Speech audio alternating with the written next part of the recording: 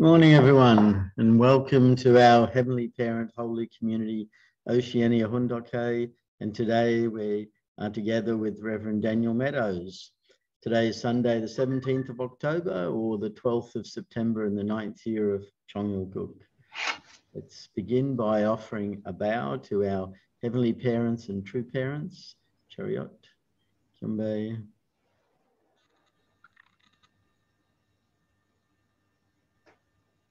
And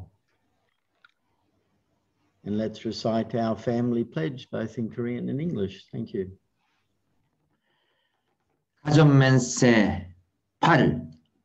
전국 주인, 우리 가족은 참 사랑들을 중심하고 전국 시대를 맞이하여 절대 신앙, 절대 사랑, 절대 복종으로 신인의 일체 이상을 이루어 지산 천국과 천산 천국의 해방권과 석방권을 완성할 것을 맹세하나이다.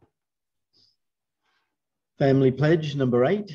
Our family, the owner of Chongalguk, pledges having entered the era of Chongalguk to achieve the ideal of God and human beings united in love through absolute faith, absolute love, and absolute obedience, and to perfect the realm of liberation and complete freedom in the kingdom of God on earth and in heaven by centering on true love. Thank you. And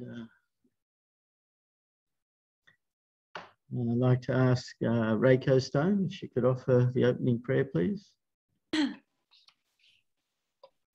Dearest Heavenly Parent, true parents of heaven and earth and humankind, we are grateful for this new day to come before you, all the Oceania members gather together and have time together with you and listening your words.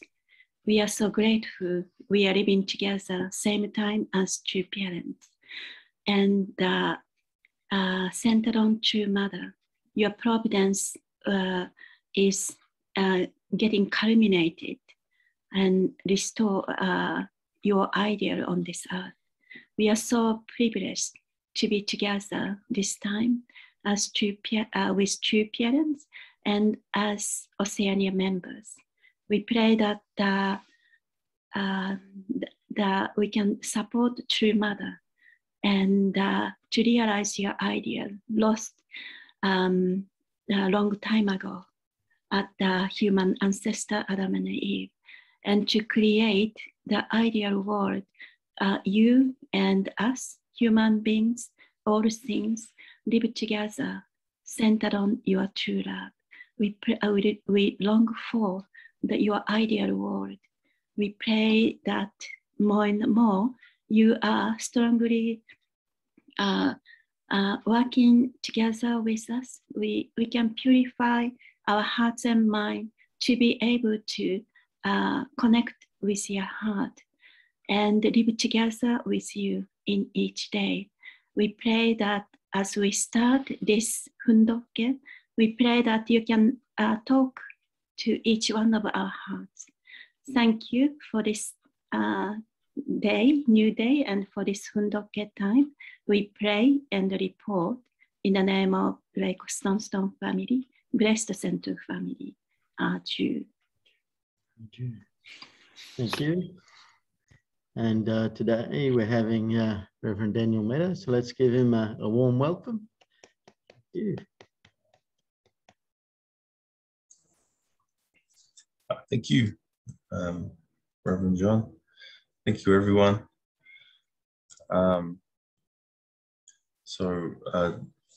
just going to share a little bit about my experience with COVID and some realizations that I got from it. I was the first one to get the symptoms in my family.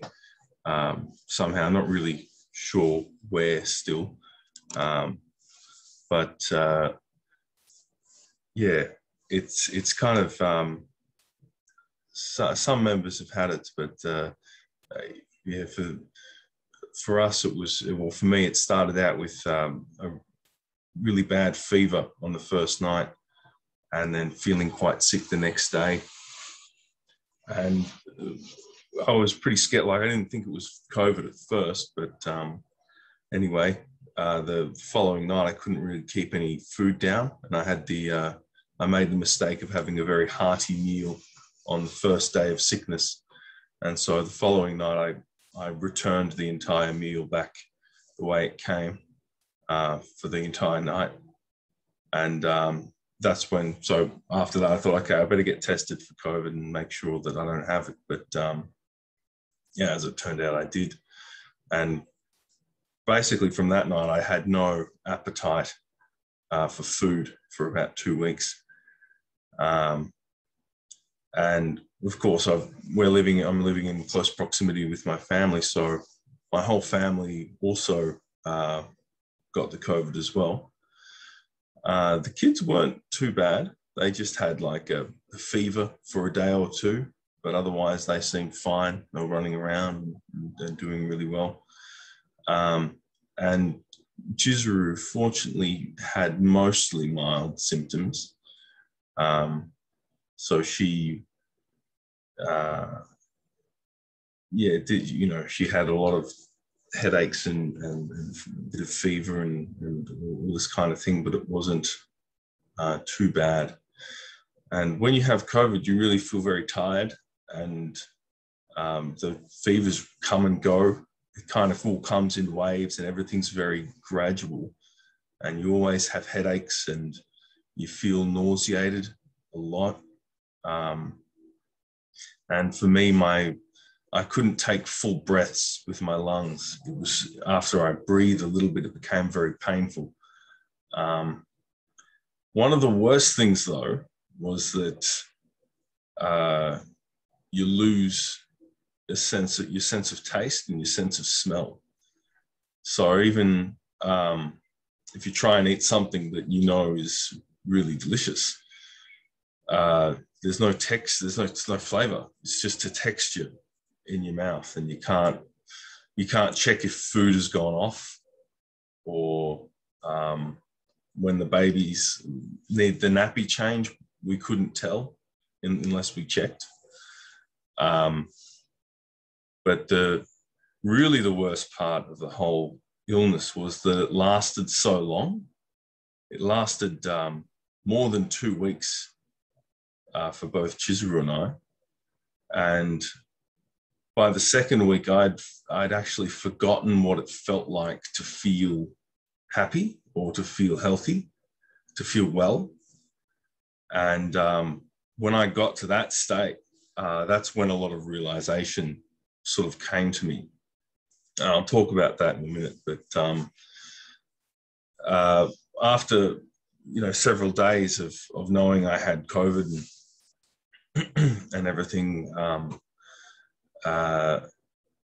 my mum was very concerned about me because I've got sarcoidosis in my lungs, which is an autoimmune disease.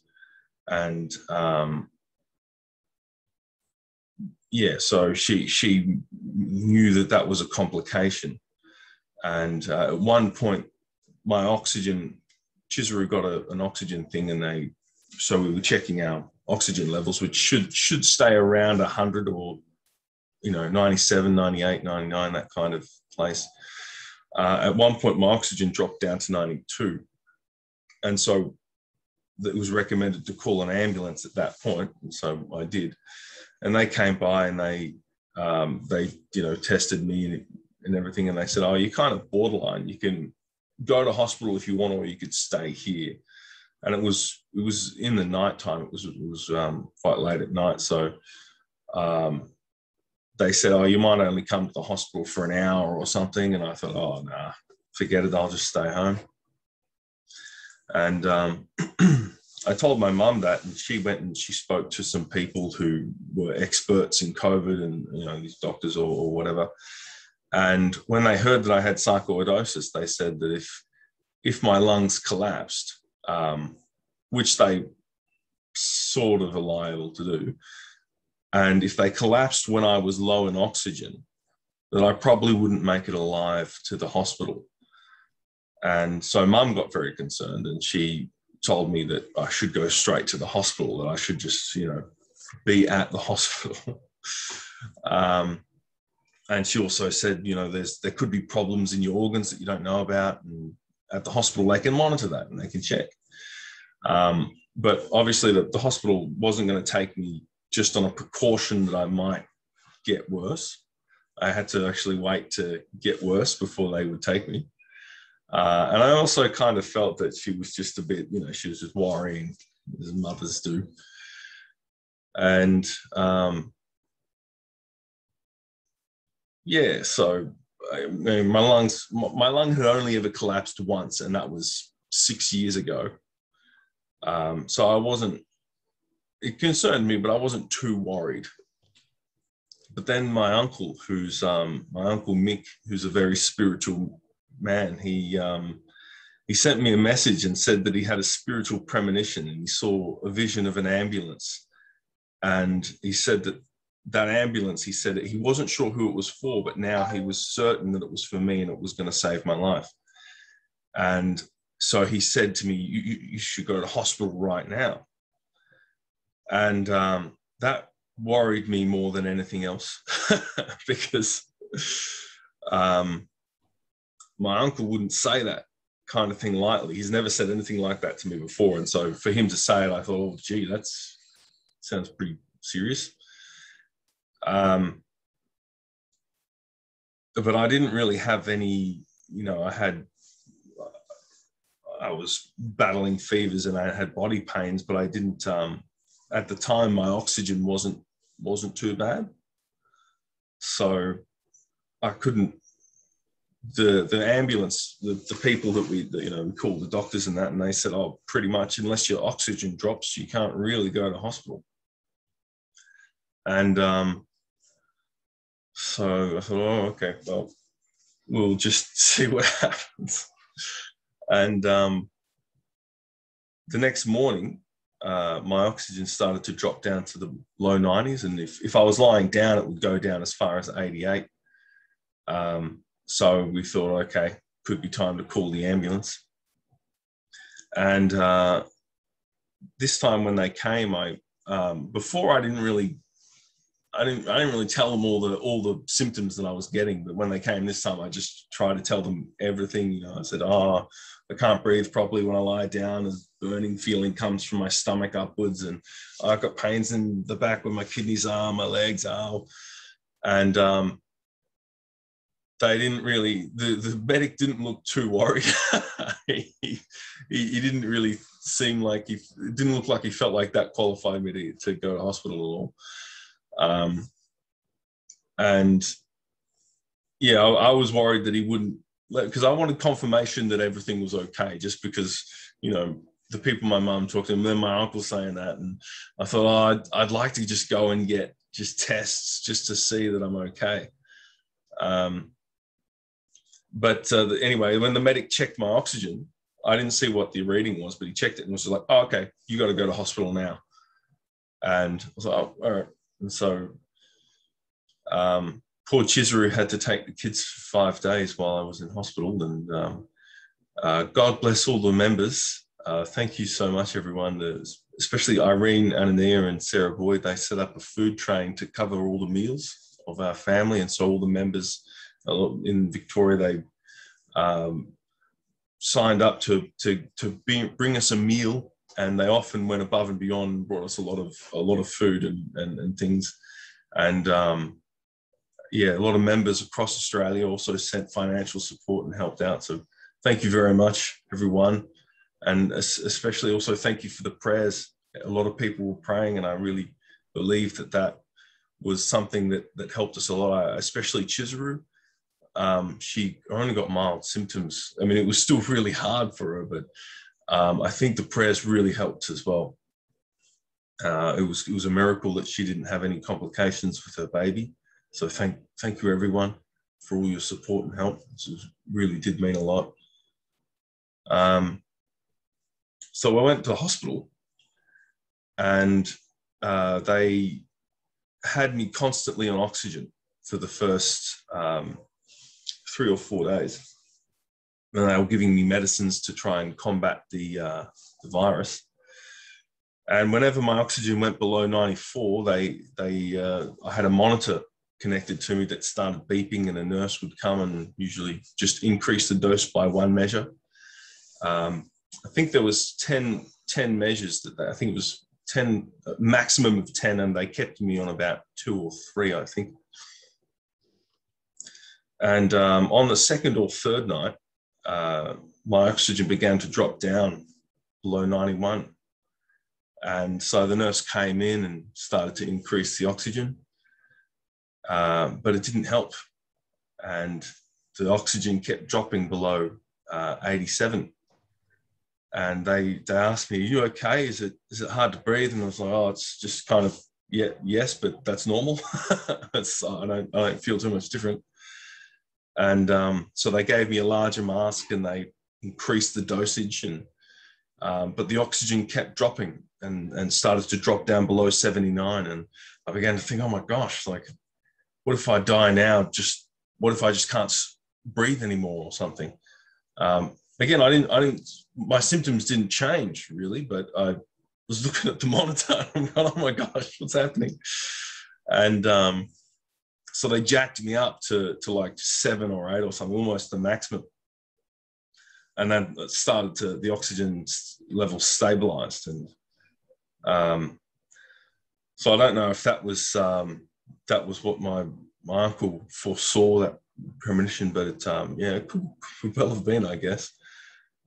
So thinking of that, I'm very grateful that I did end up in hospital, because I don't know what would have happened if I didn't have any oxygen to pump in.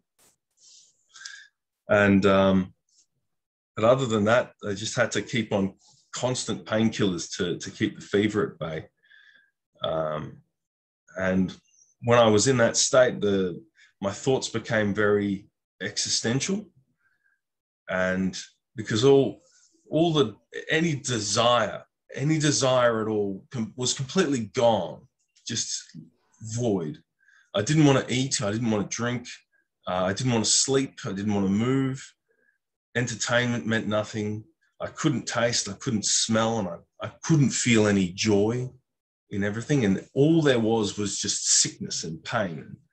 That was just all day, all night. And so I felt like very much like an empty husk with nothing inside. And I began to think, well, if I died right now, what have I done that has been worth doing? And I tried to think of all the things that I wanted to do, and the aspirations, and everything that I felt had meaning. And when I would think of things like, oh, well, here's something that I really would like to do, or some aspiration that I've had, it all felt meaningless and pointless. And in a emotional sense, not an intellectual sense, but in an emotional sense. And I really tried to quantify everything, and I held on to that belief that offering my life in service of God was really the only worthwhile task, because I couldn't emotionally connect to anything, but I thought, if I understand it intellectually, that's really what is worthwhile. Let's say if I die just now, what's really the worthwhile thing that I can do? But even understanding that, I couldn't follow with a strong conviction, because I couldn't seem to connect anything emotionally, even though I'm very certain it was true. And then once I kind of established that, I started, that thought began to eat me up, and because I was unable to do anything. I couldn't I felt like I couldn't do anything to live for God or true parents. At the moment, I'm barely able to move around a room, and I felt very useless. And so, and then I began, for some reason, I I began to think about people who had been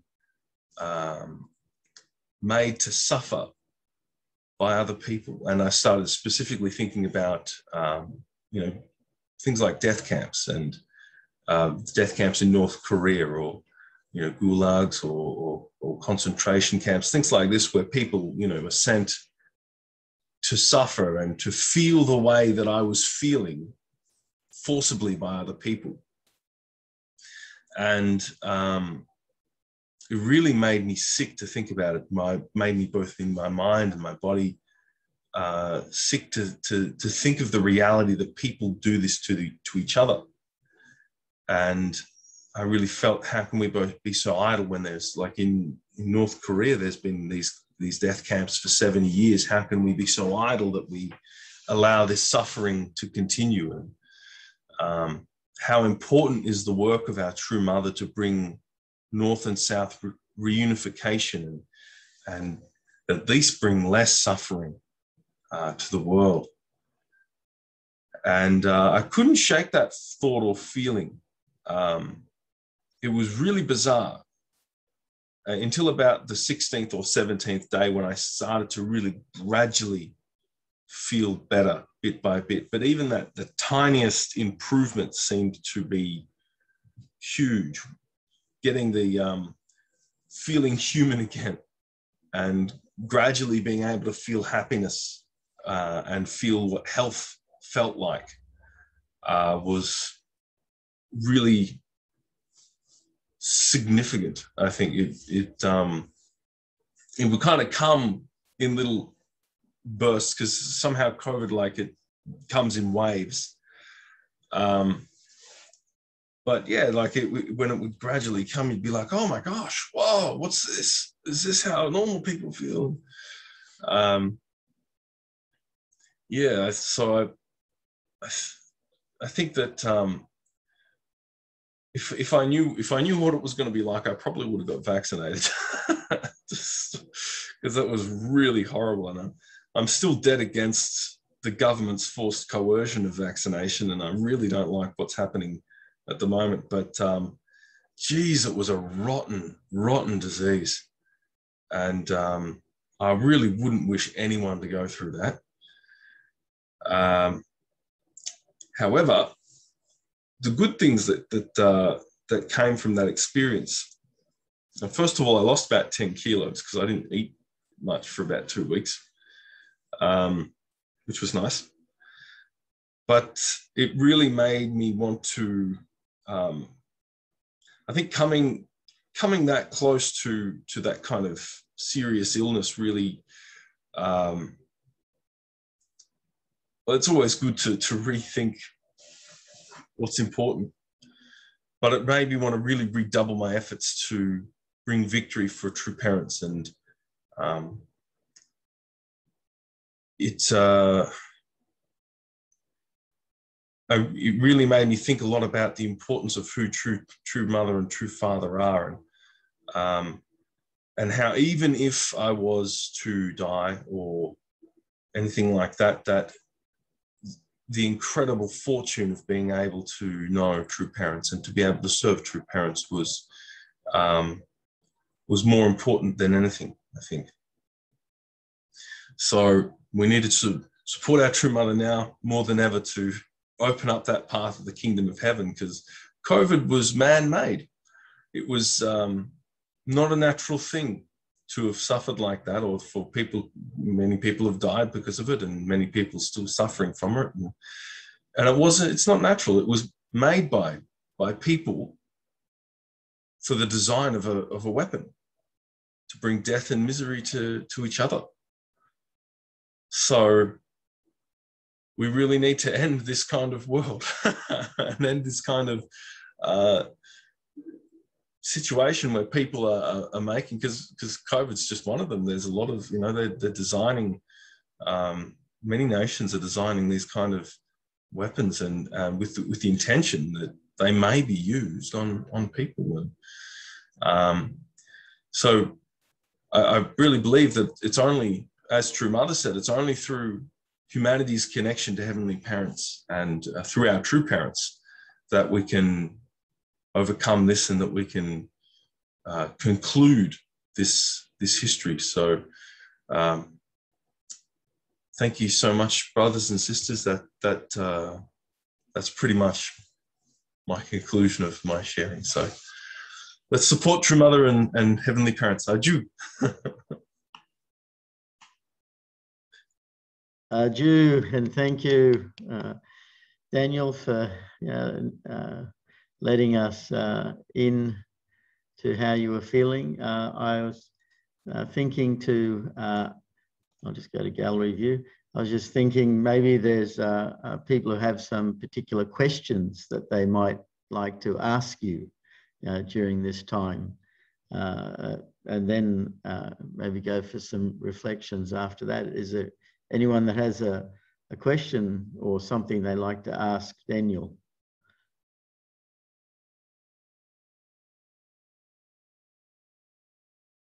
Yes, Debbie, go ahead. I just wondered if he's doing something now to build up his immune system. Not really. I imagine that I've got a lot of antibodies from that. So, I mean, when I had COVID, I was taking a lot of I was taking a lot of vitamins and things that Eve recommended to me, a whole range of vitamins, and Irene also gave a lot of naturopath medicines as well, and Chizuru took those.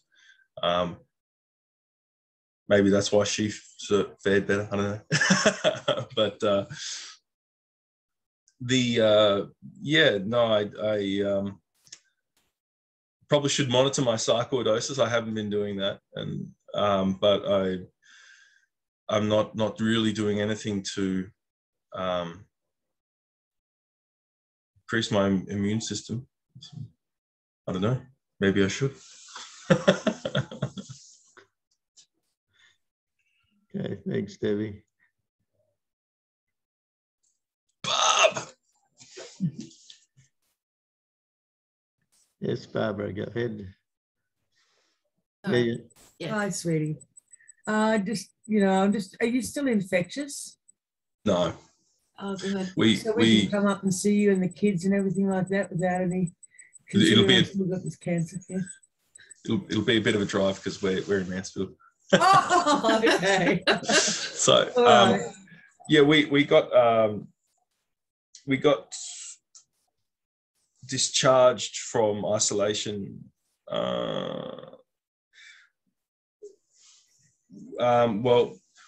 Because Joshua and Iris didn't actually get a positive result. They came up negative because I got a test.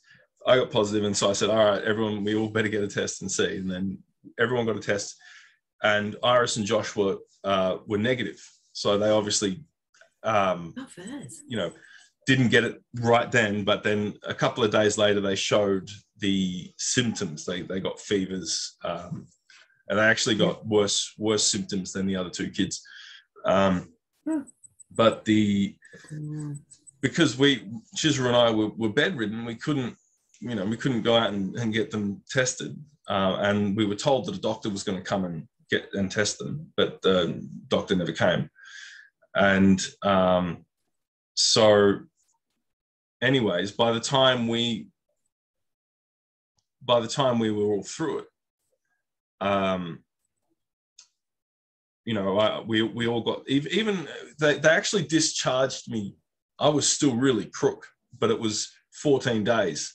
They said you discharged from isolation because you're not considered infectious. I think you're only considered infectious. It's mainly at the beginning, and then 7 or 10 days after that, something like this, which is why 14 days. They didn't even ask us to get a test. They just said, wow, you're done. 14 days. You're not infectious anymore. So we calculated it all to make sure that because we wanted to come up to Mansfield where Mum could take care of the kids while we continue our recovery. But we didn't want her to get sick, so we waited until everyone was 14 days. However, because the two younger kids didn't get positive tests, they were just discharged. Like it was just treated like a normal isolation where you get a test at the end of it to be discharged. So we went and got tested as a formality because they were all fine. But as a formality, we thought we would go get tested. And Iris somehow managed to test negative, but Joshua tested positive now. So because of that, the government just sort of, as an automatic thing, sent out and said, you isolate for another 14 days. And we were like, no, it's not right. So we had to get on the phone and because we spoke with the doctor who was taking care of us, and they're like, oh, if it's been 14 days since there's symptoms, then you don't need to. So we had to kind of work through a bit of bureaucracy to iron that out. But once that was done, we came up to Mansfield. So okay, darling. So you can come and see us when we come back. Yay! It feels awful to that you sort of became like a leper, and we're really afraid to get it from you, and it was just awful. Yeah, it was. It's like a leper. Yeah, I didn't think of it like that, but it kind of was. Yeah, it seriously is. We just felt so bad that we couldn't go near you, and it must have felt really horrible. Truly, when I went up there, the kids all ran towards me. It took everything in my body to just, not touch. Oh man, so yeah. Oh dear, the kids, poor kids, they didn't really understand. No, and we kept telling them, don't go near Auntie Beth's and Uncle Michael's house. And oh yeah, truly, thank you. So thank you. Yeah. So Randall, you have your hand up. Then after Randall, Rex. Go ahead, Randall.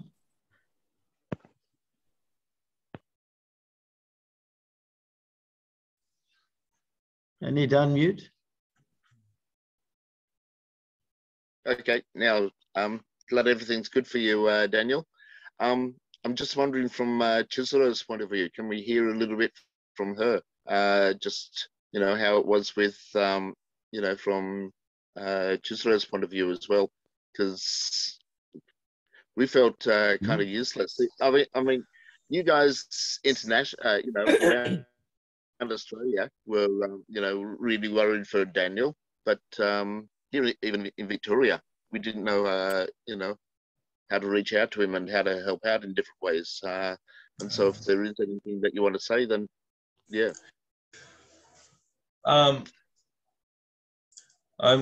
She's still sleeping, and I don't want to wake her. But I will share. During that time, I do apologize that we didn't contact a lot. We really were on minimal contact, because another symptom that you get is that your mind gets foggy. It's like you have like a cloud in your mind. So just to sort of think about stuff, you really have to concentrate, and the concentration itself takes your energy. And so Chizuru, especially when I was in hospital, she stopped contacting a lot of people because it was hard. So I feel a bit bad for that. And I also didn't, whenever people contacted me, I usually just answered very, very short sentences because it was, it was hard. But she, because at one point, Irene spent the entire morning trying to get emergency accommodation for her, for Chizuru, because being in the cabin, it was very difficult to have to go outside for the toilets and for anything else. Also, my mother and my auntie, they also tried to organise accommodation for our family. I didn't know about that because they were contacting Chisholm because I was in hospital. But for Chisaru, it was so difficult to consider to pack everything up and move it that she declined the offers. And even just kind of receiving a call was difficult for her. And so many times she just didn't answer. And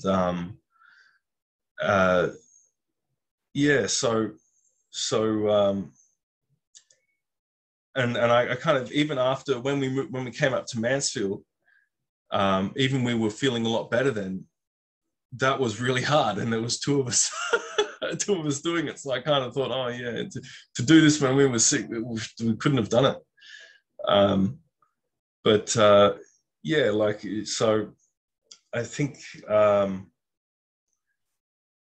yeah, maybe we'll hear from another time, but yeah, she was, I think it was just that she had to take care of all the kids and kind of do everything. That was the difficult part of it. Because yeah, she obviously she's had all the symptoms and everything. I feel like she was doing better than me because she was able to get up and deal with the kids, whereas I couldn't most of the time. But yeah, so yeah. Okay, thank you. Rex, you wanted to make a comment? Go ahead, Rex. Yeah, good morning, Daniel. Rex? Yeah, so from the Solomon Island, from Honiara. Anyway, thank you for sharing your experience, because back to here, there are many talk going on, people who don't believe in the vaccine, this and that. So even our own members, they don't willing to take the vaccine. So I just want to ask, I don't know, at the beginning, I didn't get through. So, but I just found out, before that, did you get the vaccine or not? So that we can encourage our members, so to not to just listen to people talking, because no experience, they cannot believe in that. So from this experience thing, most of our members, they still, some of our, even in this family, they're not willing to get the vaccine. So that's my, just to find out, did you get the vaccine or not before sick? Thank you. Thank you, Uncle Rex. I didn't. And I was also, I didn't want to get the vaccine before. Ironically, the day that I came down with COVID, that was actually the day I did finally book my vaccine. And I told my mother, you see, God's punishing me for trying to get the vaccine. But the reason because my mother called me up and, you know, prior to the whole thing, and said, listen, Daniel, you've got an autoimmune disease. You are at risk. You should probably consider getting it. And so I still wasn't really keen, but I thought, you know, Chisaru's pregnant. She's at risk. I've got a disease. I'm at risk. So you know, eventually I thought, okay, I'll go. You know, I talked to my GP and asked my doctor, who I trust my GP. So I you know, said to him, what do you recommend? Take all the politics out of it. What do you recommend for me and my wife? And so he did recommend us to get it. So I thought, well, you know, in light of that, because we're both risk, that we will do it.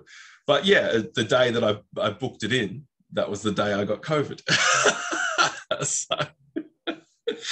So I don't know what that means, but yeah. So sorry. So just right now, I got my vaccine without even letting know my family. So I went and I got. So after I came, I let them know why. But so that's okay. But Anyway, I will encourage them to go and get the vaccine before. Of course, Australia and Solomon is different from the weather or this and that. So that maybe many people in the Solomon, they don't believe in that. And also now Solomon is free of COVID-19. So no one has it. And also, but we don't want to get it worse. So I think we need to encourage. Even the doctor, what they're saying, but people still don't believe. So the government have to come in a hard way.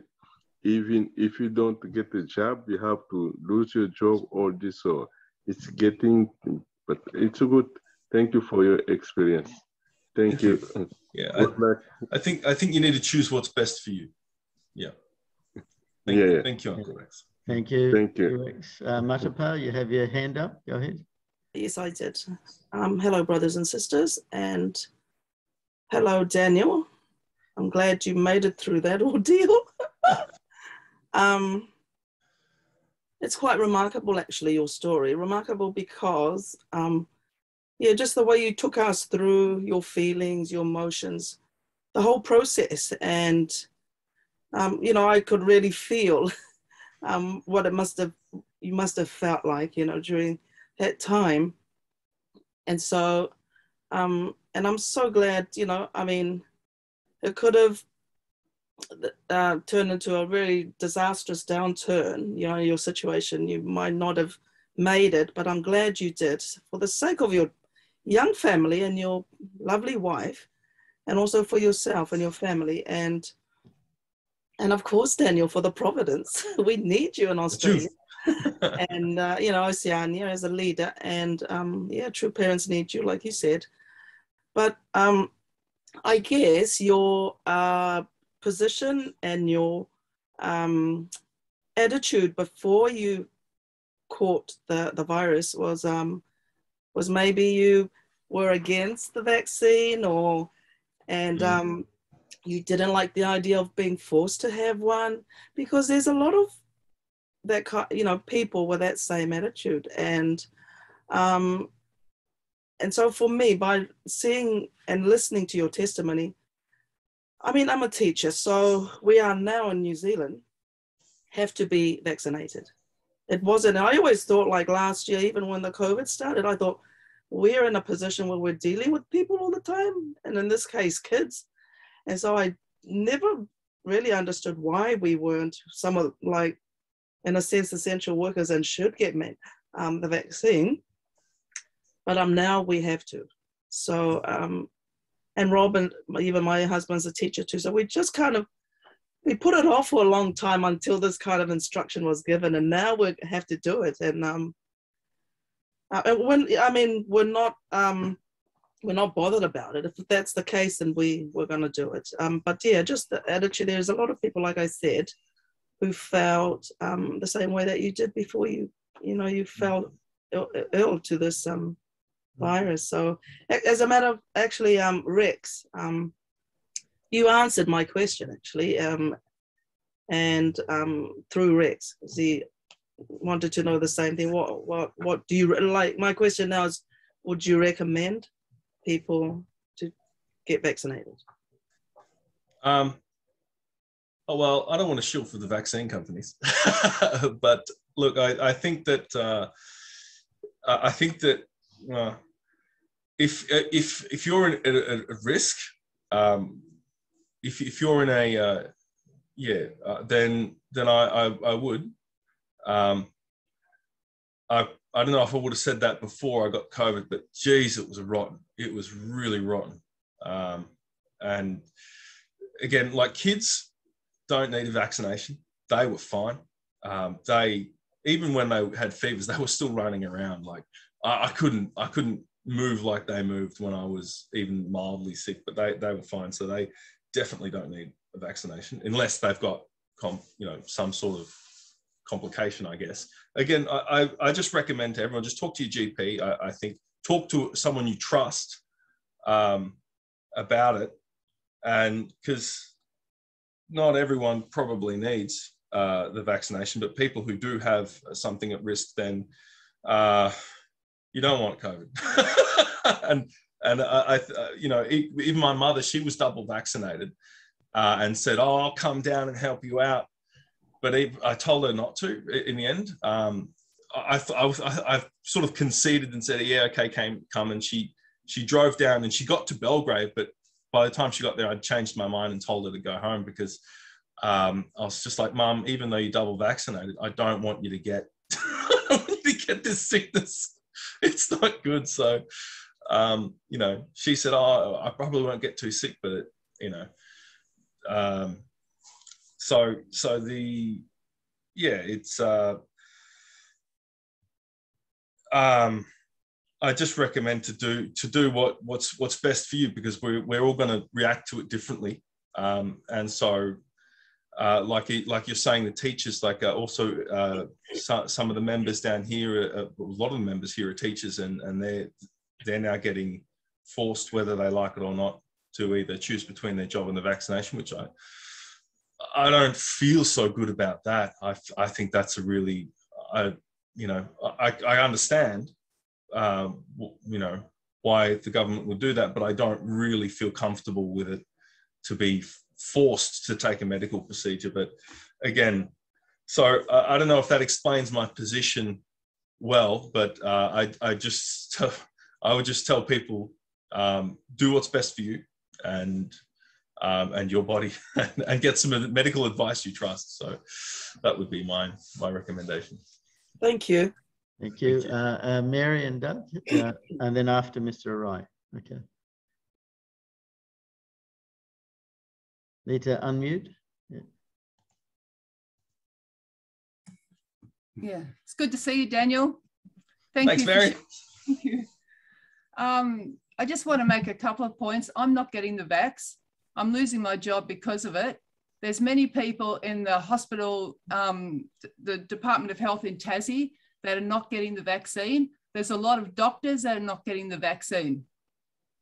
Also, Israel and Singapore are the most highly vaccinations in the world.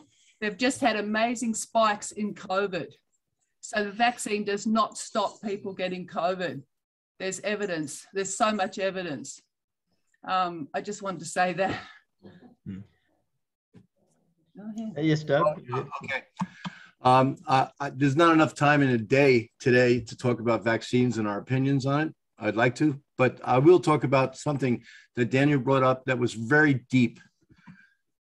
As he had emptied himself of feelings, and as he was emptied of feelings and relational abilities, you know, then he thought about the Holocaust victims, you know, and all the people that suffered. And he started to think about that, and that really meant something to me, because we've just lived through 100 years of human engineering through eugenics, you know. The practitioners of it are very powerful people. Hitler stands as #1 example of the devastating effects of a philosophy of prejudice and, you know, bias, okay? But now we're in a world where we have weapons of mass destructions. And the good point out of this, the silver lining, is when you reflect on history, you can see that the two top weapons at the top of all the weapons of mass destruction, and there's a lot of ideas that people have developed in the last 100 years, besides these, is nuclear weapons and biowarfare weapons, you know? So what we're facing is that World War III, in the original substance of divine principle, is written down as Part 1 and Part 2. Part 1 is the Cold War, and that took place between basically the Soviet Union, or international communism, and the USA. Part 2 is the Asian part, you know, and we're in that right now. But the Soviet part collapsed in its 70th year at Chernobyl. Chernobyl was such an embarrassment to the Soviet Union that it caused disenchantment and rising protest among the citizens of the Soviet Union, Poland, and all the communist-controlled European countries. They began to see how completely hypocritical and insane the whole system was, that we have these weapons of mass destruction and we're not doing anything about it. So for the first time after Chernobyl, we were able to have nuclear disarmament treaties that were successful, that were verified, and a lot of the BS stopped. We still have a long way to go. But in the Asian part of World War II, in 2019, when COVID was first released, in the World War III, in the Asian part of World War III, it happened also at the 70th year of the anniversary of Chinese communism. And Wuhan has begun to become fully examined, but it's still a long way to go. When the weight of all the evidence comes against what happened in Wuhan, the very fact that America developed this chimeric drug, and then when the Congress outlawed it, they gave it to China underneath the table to work with and continued to be compliant in the research of the gain of function in this biowarfare weapon. That still hasn't fully come out yet. I think yesterday was a long step in the way with Secretary of State Mike Pompeo, at the think tank 2022. He minced no words. He was very outspoken, blunt, and very accommodating to both sides at the same time. He is a true diplomat. And what happened yesterday, I thought, was very historical. But what will unfold following the example of what happened in the Soviet Union under Chernobyl will be a full examination, which was what Mike Pompeo is calling for, of bioweapon warfare, and the end and coming to a treaty. But this is also going to cause the very thing that will unravel the CCP, because the shame that they will reap. When Chernobyl went off, for 4 years afterwards, we were all worried about radiated fish and radiated potatoes. The whole world was alarmed. It was a very similar situation, but it was one, maybe 10th or 100th of what we're going through now.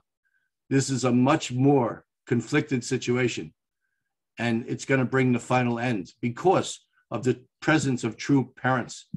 And to see True Mother lifted on the world stage like that by major leaders coming together from both sides of the argument, we are witnessing amazing history, and we will see the end of biowarfare and all the other kinds of weapons of mass destruction. So I just want to say it's really good. With the end of the human engineering, we have to understand eugenics. We have to understand that there are a lot of people that have invested themselves in human engineering in the past 100 years. They think the greatest problem in the world is not actually environment, but overpopulation. So I'll leave it at that. Okay. Thank you, Doug. Thank you. And now, Mr. Rai, the last person for today. Thank you. Last person to say, and thank you, Daniel. And we had your report testimony today, and we worried. I think all, not only Victoria and also your relatives. I think special mother. I know mother love you so much, and also all Oceania, and really we truly thanks to its protection, God help at this time. And I lost one of close brother in New York who is working throughout the group last year after Kobe. I think 2 weeks later he died. But I think you're lucky to went to hospital, get oxygen and critical time. I think also really we worried because you're living one room and no toilet, no water, and really it was very difficult time for all of us. But really thank you everyone and pray, and I think God and spiritual world help you this time, your family. And then we thank the truly, this incredible and love and, kind of miracle and anyway, vaccine issue with everyone, different kind of idea, but I really very close to Rex, and I got it twice, and my family said I'm a most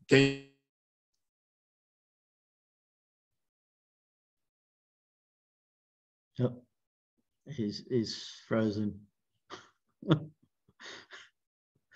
Yeah, it's happened before.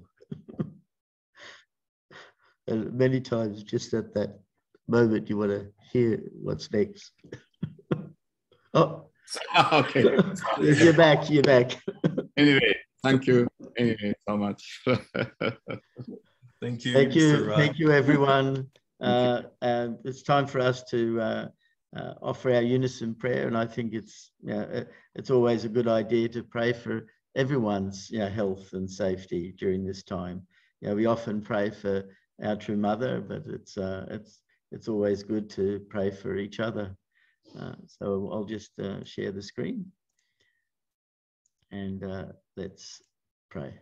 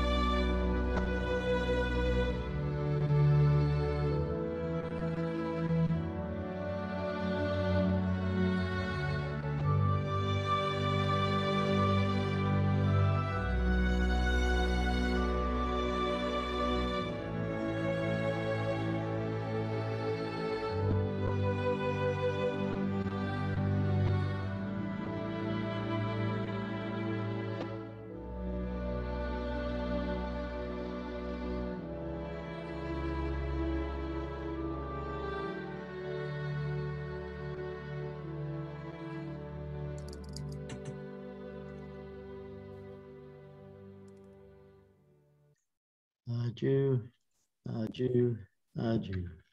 Thank you, everyone, and have a great day. Have a good, blessed week, Uncle John. Bye. Thank you, everyone. Thank you. Have a nice day. Oh, Bye-bye, Daniel. Bye-bye. bye. Thank you very much. Thank you. Bye. Bye. God bless. Bye, Bye, Bob and Jacinta. Oh, Sister Ella. Thank you. Bye.